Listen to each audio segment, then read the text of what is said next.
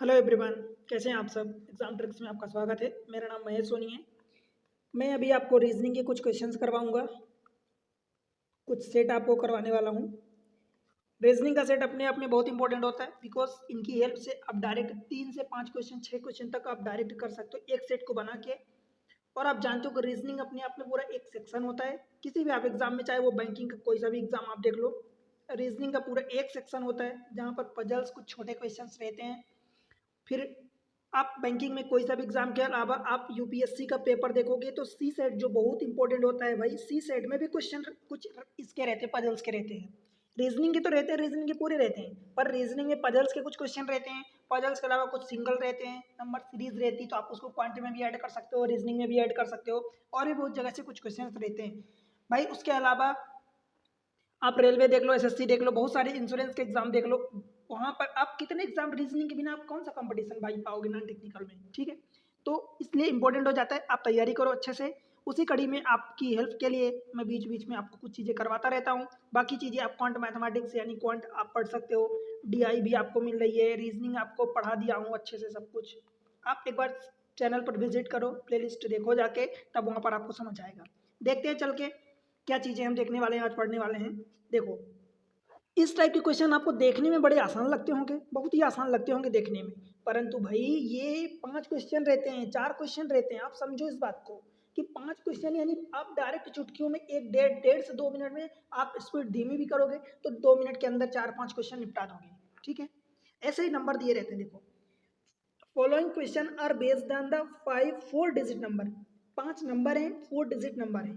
5 4 digit number are given below. 1 2 3 4 5। ठीक है, 4 4 digit के 5 ऐसे नंबर्स दिए हैं। इनसे इन्हीं पर बेस्ड कुछ क्वेश्चन आपसे पूछता है और उन क्वेश्चन के जवाब आपको देने होते हैं। जैसे डायरेक्ट क्वेश्चन ही पढ़ते हैं। यदि प्रत्येक संख्या के पहले और चौथे अंक को जोड़ा जाए, भाई मान लो कि मैं ए बी सी डी ऐसा लिखूं। कई बार तो आपको बता देता है कि भाई ए पहली डिजिट है, बी दूसरी डिजिट है, सी तीसरी डिजिट है, डी चौथी डिजिट है। पर नहीं बताए तब भी आप इतना समझते हो कि भाई हम लेफ्ट टू राइट ही रीड करते हैं।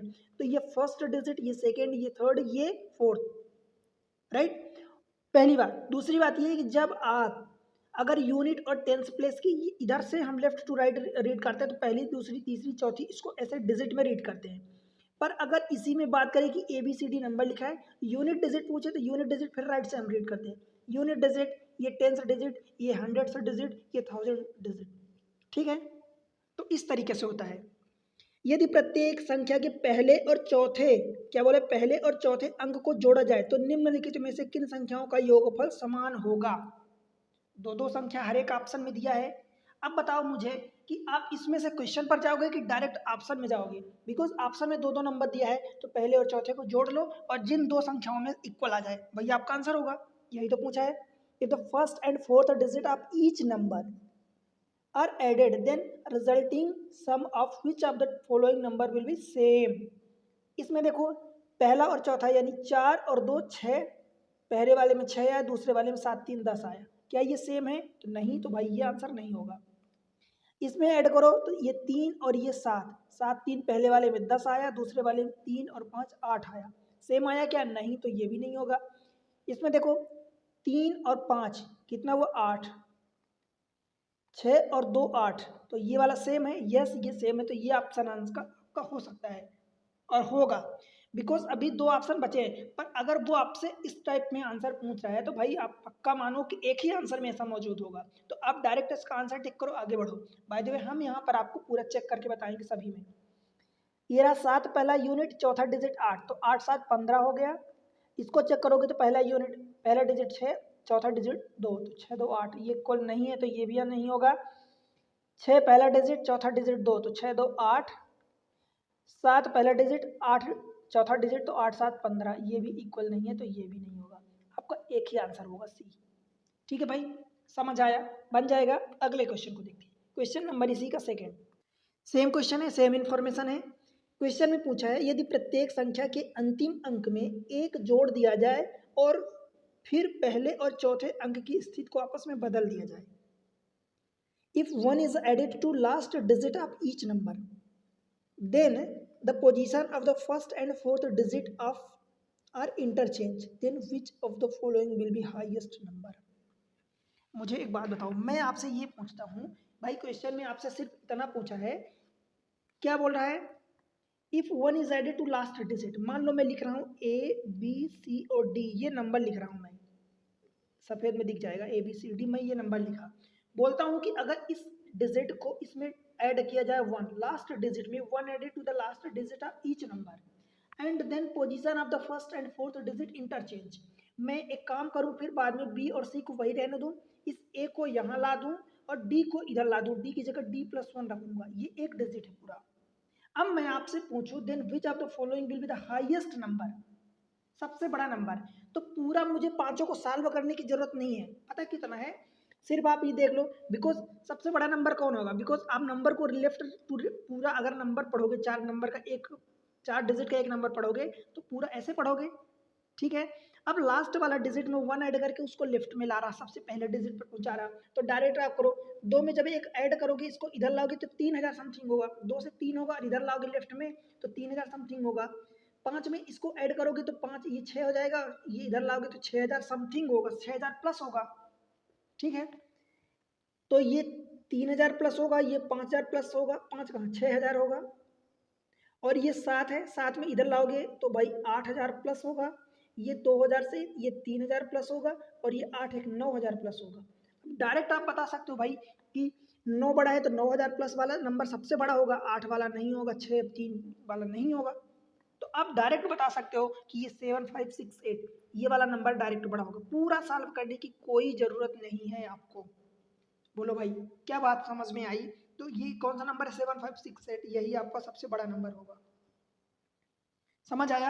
अगर सबसे छोटा पूछा होता तो फिर देखो यहाँ पर, फिर आपको यहाँ पर 3000 प्लस के दो नंबर आ रहे हैं, फिर में चेक करना होता आपको, जैसे ये इधर आता तो 3900 कितना हो जाता भाई, ये चार इधर आ जाता 3934, और ये इधर आता 3900, ये कितना होता 86, तो फिर सबसे छोटा ये वाला होता, समझ पा रहे हो। तो इस तरीके से आपको समझना होता है। अगले क्वेश्चन पर चलते हैं, क्वेश्चन नंबर इसी का थर्ड, तीसरा क्वेश्चन देखो, सेम है, यदि प्रत्येक संख्या में दूसरे और चौथे अंक को आपस में बदल दिया जाए तो कितनी सम संख्याएं बनेगी।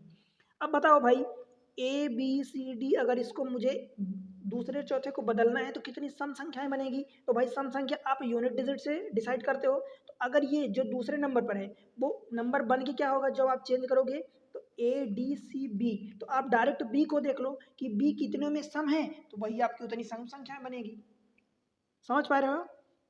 तो देखो, बस डायरेक्ट देखो कि बी यानी ये वाला नंबर सम है क्या, नहीं तो ये नहीं बनेगा, ये वाला सम है यस ये बनेगा नंबर इवन, ये सम है यस ये बनेगा, ये ऑड है ये नहीं बनेगा, ये ऑड है ये नहीं बनेगा, मतलब दो नंबर आपकी सम संख्याएं बनेंगी। If in each number second and fourth digit are interchange then how many even number are form, तो कितने इवन नंबर बने हैं। आपका फर्क कहाँ से पड़ रहा है, सेकेंड डिजिट से भाई, बिकॉज सेकेंड डिजिट को आप यूनिट डिजिट पर ले जा रहे हो, फोर्थ डिजिट पर ले जा रहे हो, दैट मीन्स कि यूनिट डिजिट पर ले जा रहे हो, तो फर्क वहीं से पड़ेगा, तो आपके ऐसे टू नंबर होंगे जो इवन होंगे। क्लियर है। चलिए अगले क्वेश्चन पर, क्वेश्चन नंबर देख लेते हैं फोर्थ। अब देखो इसमें भी आसानी चीजें पूछा है, यदि किसी संख्या में चार अंकों को अवरोही क्रम में, अवरोही मतलब क्या होता है भाई, डिसेंडिंग आर्डर, आरोही अगर बोलता है तो वो इंक्रीजिंग आर्डर होता है, मतलब बढ़ते क्रम में, अवरोही यानी घटते क्रम में, ऐसा होता है, और अवरोही के उल्टा आरोही होता है वो बढ़ते क्रम में। If four digit number four digit arranged in descending order within the number, then what is the sum of the digit of the second lowest number। अब देखो ऐसे केसेस में आपको हो सकता है कि अगर आपकी कैलकुलेशन ज़्यादा अच्छी है तो आप कर सकते हो, पर अगर आपकी कैलकुलेशन ज़्यादा अच्छी नहीं है तो भाई बेहतर है कि आप लिख लो। देखो सभी को आप क्या करोगे भाई, आप अरेंज करोगे डिसेंडिंग ऑर्डर में, डिसेंडिंग ऑर्डर मतलब घटते क्रम में, और डिजिट में तो ये रहा 9 8, ये 9 8 और ये 6 और ये 2 हो जाएगा पहला नंबर, दूसरा वाला 8 7 5 और 3, तीसरा वाला ये क्या हो जाएगा 7 6 3 2, चौथा वाला 9 4 3 2 और पांचवा वाला भाई 8 7 6 5। अब आपसे क्या पूछा, 4 digit arrange in descending order with in the number, with in the number मतलब उसी नंबर में, एक ही नंबर की बात हो रही है। What is the sum of the digit second lowest number, what is the sum of the digit of the second lowest number. Second lowest number का मतलब दूसरी सबसे छोटी संख्या। भाई देखो ये 9000 है, ये 9000 है, ये तो सबसे बड़े बड़े हो गए, ये सबसे छोटा 7000 समथिंग होगा, ठीक है, ये वाला सबसे छोटा होगा, और फिर ये दोनों 8000, 8753, 8765, तो ये वाला छोटा नहीं होगा, ये छोटा होगा, तो फिर ये वाला होगा, ठीक है।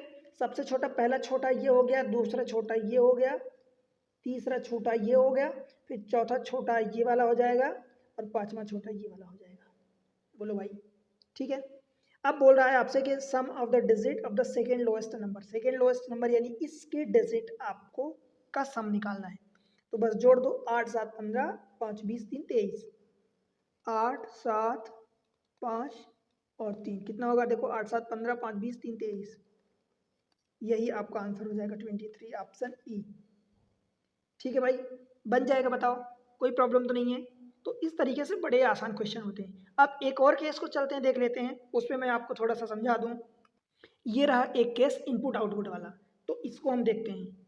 देखो क्वेश्चन दिया है इनपुट आउटपुट में, a number arrangement machine process a given sequence of the number and rearrange them according to specific rule. Number एक मशीन होती है, उस मशीन में जिस तरीके से ये चीज़ें दी होती हैं, आपको उसी को समझ के उसी के आधार पर जो इनपुट दिया होता है उसको आपको सॉल्व करना होता है। Below is an example of the input and how it rearrange. मतलब ये इनपुट दिया है, इनपुट से स्टेप 1 स्टेप 2 स्टेप 3 स्टेप 4 ये कैसे लाया है, इसी को आपको चेक करके फिर जो इनपुट ये दिया है इसको आपको सॉल्व करना है, और इसी के बेसिस पर आपसे क्वेश्चन पूछे जाएंगे। ठीक है भाई। अब देखो जो पहला आपका इनपुट दिया है उस इनपुट से आउटपुट कैसे आया है। भाई नंबर दिया देखो 5243 1851 3854 7641 5218 3285। हम इससे चेक करें कि भाई ये पहला स्टेप कैसे आया है, राइट। अगर आप सभी नंबर्स को देखो, स्टेप 1 देखते हैं, 2345 1158 3458 1467 1258 2358। कुल मिला के हमें ये दिख रहा है भाई कि ये अरेंज किया नंबर को, और डिजिट जो है इंक्रीजिंग ऑर्डर में 2345। अब मैं पहला नंबर देखता हूँ, तो भाई मुझे 2345 यही दिख रहा है, उसी नंबर में डिजिट को क्या किया है, इंक्रीजिंग ऑर्डर में रख दिया है, उसी नंबर में डिजिट को इंक्रीजिंग ऑर्डर में रख दिया है। देखो इसको 2345 इंक्रीजिंग ऑर्डर में, यहाँ से देखो तो 1158 इसको भी इंक्रीजिंग में कर दिया है, इसको देखोगे तो 3458 ये रख दिया है, 1467 तो इसको भी इंक्रीज कर दिया, 1258 तो इसको भी कर दिया, इसको भी कर दिया सेम चीज़। तो क्या जो इनपुट दिया है मैं इसको यहाँ पर लिख दूँ भाई, स्टेप 1 मैं क्या कर रहा हूँ, स्टेप 1 लिख रहा हूँ डायरेक्ट, इनपुट तो आपको गिवन है, ठीक है। तो पहला स्टेप अगर हमने समझ लिया है तो पहला स्टेप मैं लिख रहा हूँ, देखो क्या लिखना है, 3478, पहला नंबर 3478 ये हो गया, हमने डिजिट को बस इंक्रीजिंग ऑर्डर में रख दिया है। फिर यहाँ 2237 हो जाएगा, 2237 दूसरा नंबर, तीसरा नंबर क्या हो जाएगा 2356, 2356 हो जाएगा तीसरा नंबर, चौथा नंबर ये है 1245, 1245, पांचवा नंबर हो जाएगा भाई 2346, 2346। चलो एक स्टेप नीचे लिख दूंगा 2346, ठीक है। और ये छठवां नंबर हो जाएगा 1237, 1237, ये छठवां नंबर हो गया, ठीक है। अब दूसरे स्टेप पर जब हम चलेंगे तो क्या लिखेंगे भाई, सेकेंड स्टेप यहां से समझते हैं क्या दिया है, देखो देखो 1158 1158 यहाँ रख दिया है, फिर 1258 तो 1258 नहीं है, मुझे नहीं पता कहाँ से रख दिया है, फिर इसको देखो इसको देखो इसको देखो, समझते हैं इसमें क्या कर दिया है, कैसे किया देखो 1158 तो यहाँ है, ठीक है भाई ये नंबर तो पूरा उठा दिया, 1258 तो 1258 कहाँ है भाई, 1258 ये है तो ये रख दिया, 1467 ये वाला नंबर रहा तो यहाँ रख दिया, फिर 2345 तो 2345 यहाँ है तो ये रख दिया, 2345, फिर 2358, तो 2358 भाई कहाँ रहा, 2345 ये रहा, 2358 ये रहा, और 3458 रहा है ये नंबर। कुल मिला के हमें एक चीज़ दिख रही है, अगर आप नोटिस करो थोड़ा सा, तो भाई नंबर तो सभी वही वही लिखे हैं, सभी नंबर जो ऊपर वाली लाइन में लिखे थे वही नंबर यहाँ लिखे हैं, बट उनको इंक्रीजिंग ऑर्डर रख दिया। देखो 1158, फिर इससे बड़ा 1258, फिर इससे बड़ा 1467, उससे बड़ा 2345, फिर 2358, फिर 3458। मतलब नंबर जो लिखे थे वही लिखे हैं, बस उनको इंक्रीजिंग ऑर्डर में रख दिया है। समझ पा रहे हो? तो इंक्रीजिंग ऑर्डर मतलब पहले सबसे छोटा देन सबसे बड़ा। अब तो हम अपने नंबर में देखते हैं भाई, इंक्रीजिंग ऑर्डर देखो, ये 1245 है और ये 1237 है, सबसे छोटा कौन सा होगा, तो ये 1237 होगा, उसके बाद 1245 होगा। बताओ कोई प्रॉब्लम है क्या यहाँ तक? 1245 दो नंबर हो गए। अब उसके बाद देखो ये 2200 है, बाकी ये 2300, 2300, ये 2300, तो 2200 वाला पहले आएगा, तो ये 2237 हो जाएगा। ठीक है भाई, तो ये हो गया। अब 2300, एक 2346 है और एक 2356 है और एक 3400 डायरेक्ट है, तो 2346 वाला छोटा होगा, 56 बाद में आएगा, तो ये 2346 हो जाएगा, और फिर ये वाला 2356 हो जाएगा, 2356 हो जाएगा, एंड देन लास्ट में 3478 जाएगा, 3478। ठीक है भाई, सेकेंड स्टेप भी हो गया। अब हम तीसरा स्टेप लिखेंगे। तीसरा स्टेप चेक करते हैं कि भाई आया कैसे है। देखो ये 18 है, 28 है, 47 है, 35 है, 38 है, 48 है, मतलब ये नंबर कोई किसी इंक्रीजिंग ऑर्डर या डिक्रीजिंग ऑर्डर में नहीं लिखे हैं। क्या आपको ऐसा दिख रहा है क्या? 18 से 28 बढ़ा, फिर 47 बढ़ा, फिर 35 घट गया, फिर बढ़ा, फिर बढ़ गया, तो कोई इंक्रीजिंग डिक्रीजिंग ऑर्डर ऐसा नहीं लिखा है। देखते हैं आया कैसे। भाई यहाँ से कुल मिला के यहीं से आया होगा ऐसा कुछ, तो 18 यानी 1 1 8, तो ये हो गया। कैसे आया अब इसको देखते हैं, चेक करना पड़ेगा, दिमाग लगाना पड़ेगा। देखो 18 आया कैसे, बिकॉज हमें किसी इंक्रीजिंग या डिक्रीजिंग ऑर्डर में नहीं मिल रहा है, तो हमें कहीं ना कहीं ये समझना पड़ेगा कि भाई ये नंबर इसी नंबर से आया, ये इसी से, मतलब ये सेकंड सेकंड से आया, थर्ड थर्ड से आया, फोर्थ फोर्थ से आया, फिफ्थ फिफ्थ से आया, सिक्स्थ सिक्स्थ से आया। ठीक है, वो नंबर करस्पॉन्डिंग आएंगे। अगर नंबर इंक्रीजिंग डिक्रीजिंग ऑर्डर में लिखा होता है तो हम समझ सकते हैं कि भाई वो नंबर पहले किसी रूप में आया होगा, फिर उसको इंक्रीज करके रख दिया या डिक्रीज करके रख दिया। समझ पा रहे हो? तो अगर हमें अब चेक करें तो देखो 18 है, 18 यहाँ से पहली यूनिट डिजिट और आखिरी डिजिट मुझे दिख रही है, फिर यहाँ 28 है, तो मुझे यहाँ सेकेंड डिजिट और फोर्थ डिजिट दिख रही है, तो सेकेंड तो यहाँ भी 1 है, तो सेकेंड और फोर्थ दिख रहा है, यहाँ पर सेकेंड फोर्थ दिख रहा है, फिर 3 5, तो 3 5, फिर तीसरे नंबर नहीं, ये 4 7 है तीसरा नंबर, तो 4 7 यहाँ सेकेंड और यहाँ फोर्थ, फिर 35 है तो 35 में सेकेंड एंड फोर्थ फिर से हो गया, 38 है तो सेकेंड एंड फोर्थ यहाँ भी हो गया, 48 को देखें तो सेकेंड एंड फोर्थ। कुल मिला के भाई हमें ये दिख रहा है कि सेकेंड एंड फोर्थ डिजिट यही लिख रहा है डायरेक्ट।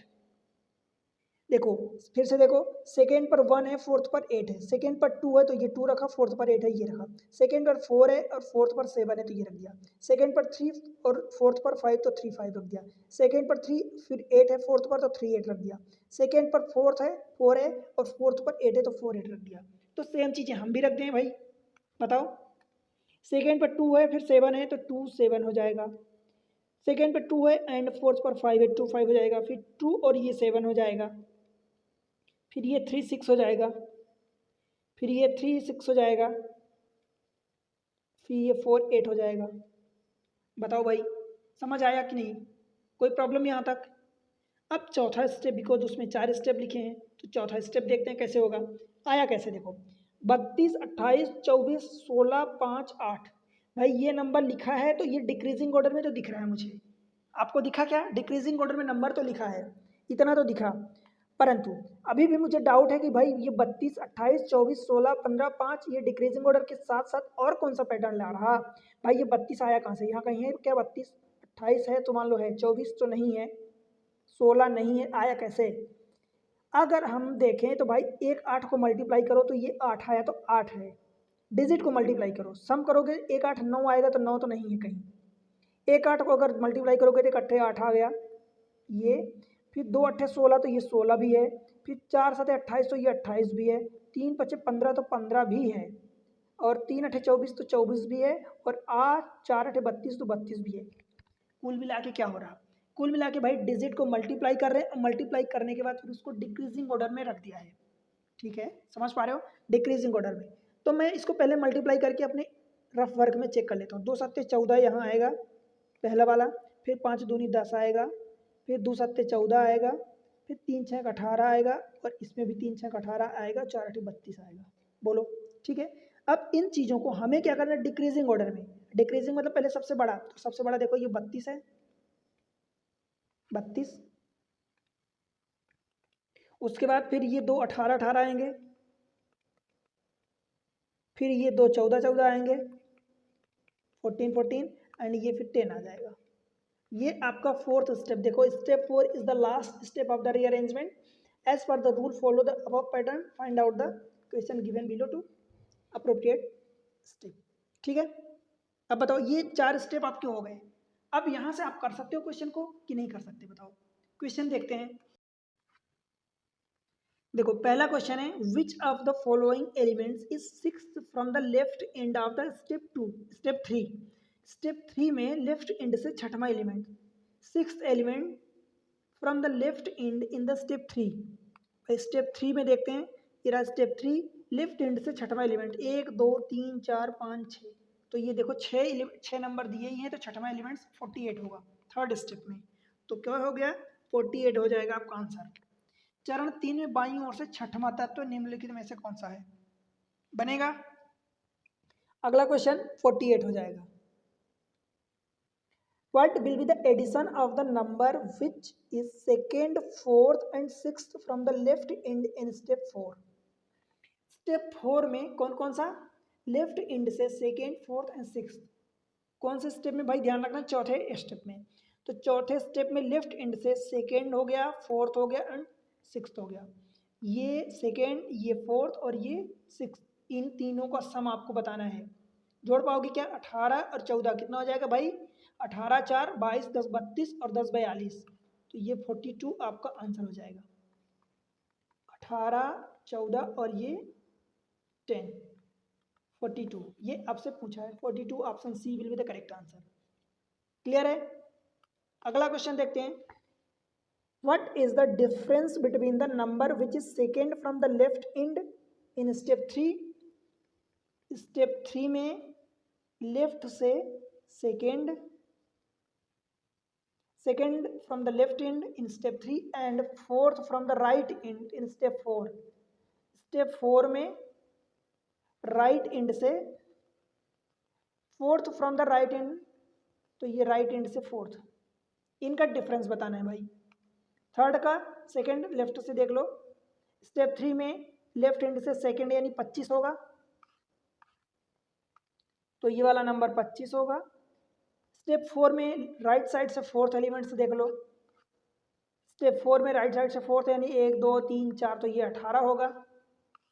तो इनका डिफरेंस आपको बताना है, ये नंबर 18 होगा। इनका डिफरेंस बताना है भाई, तो कितना हो जाएगा, 25 में से 18 माइनस करोगे तो ये 7 होगा। ठीक है, तो ये ऑप्शन ई आपका करेक्ट हो जाएगा। बोलो भाई। चौथा जो क्वेश्चन दिया है, what is the sum of the number which is third from the right end in step 2। Step 2 में राइट से third and third from the left end in step second. सबसे पहले देखते हैं third from the right end in step 2। Step 2 में right से third, step 2 में right से थर्ड यानी 1 2 3, तो ये वाला 2 3 4 6 2346, 2346 ये हो गया। And third from the left end in step 2। Step 2 में ही लेफ्ट से थर्ड और राइट से थर्ड ये पूछा है, व्हाट इज द सम। कुल मिला के भाई आपसे ये पूछेगा third from the right end in step 2 and third from the left end in step 2। Step 2 में एक तो थर्ड लेफ्ट से एंड एक थर्ड राइट से, उनका सम पूछा है। तो भाई स्टेप 2 ये रहा, थर्ड लेफ्ट से ये वाला नंबर होगा और राइट से थर्ड ये वाला नंबर होगा, इन दोनों का सम आपको बताना है। 2200 और ये 2300 कितना हो जाएगा, 4500 और 46, और इसका 4 इधर दे दोगे तो भाई ये 50 हो जाएगा, तो 4650 3 80 3 83, 4683 हो जाएगा। लिख देता हूँ 2237 और 2346, 2237 इनको जोड़ोगे तो 7 6 13 4 4 8 हो जाएगा, 4 3 7 1 8 कैरी आया था, 3 2 5 और ये 4।